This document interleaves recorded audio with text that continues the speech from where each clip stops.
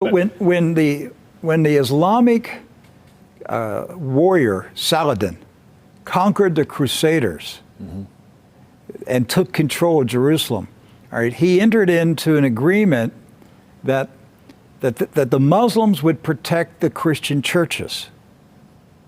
And so he appointed two Muslim families.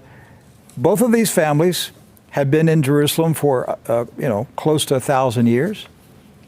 And each generation has passed down the key. Right. The physical key. Mr. Judah said that the key he presently has is 800 years old. It's incredible. He had another key, but it broke. And this is a Muslim. I mean, yes. Adabid Judah is a Muslim. And he said it's a great honor for a Muslim to hold the key to the Church of the Holy Sepulchre, which is the most important church in Christendom. That's not disrespect. See, we don't hear this in America. We don't hear, because what we have been told is Christian Americans, you should hate Muslims, you should kill Muslims. Because they're going to tear down all the churches and basically just ransack them and everything else. But here we have two families that for nearly 1,000 years have actually been watching over Christian churches. That's right. So who planted into our minds here in America that we should hate and kill Muslims?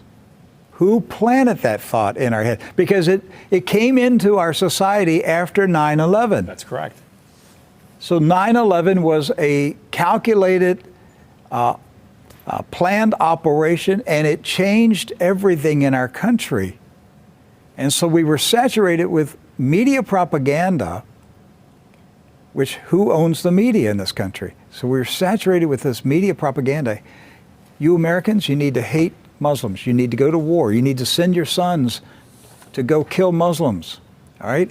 And yet, when you go to the Middle East, you find out that the Muslims, like Christians, are taking care of Christian churches. Yes. Do not hold animosity against Christians or Americans, except in the case where Americans are pushing for war in their countries or trying to take their land. So they've lived together.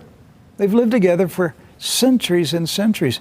Jews, Christians, and Muslims have lived together for centuries. They were buying and selling. They were trading. They were doing business together. They were building houses next door to each other for centuries. And it didn't change until the Zionists came. Now, see, wait a minute, I thought Zionists are Jews. Not all Jews are Zionists. And not all Zionists are Jews. Right.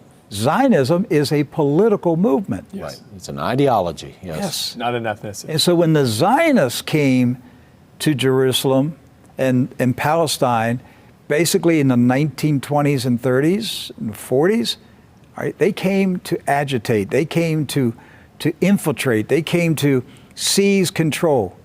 And so they formed paramilitary groups, like Irgun. And that's where Ariel Sharon and Menachem Begin, and these guys were young terrorists. And so there's where the hatred started to come in. The fighting, the animosity, the bitterness. But it didn't start until the Zionists appeared.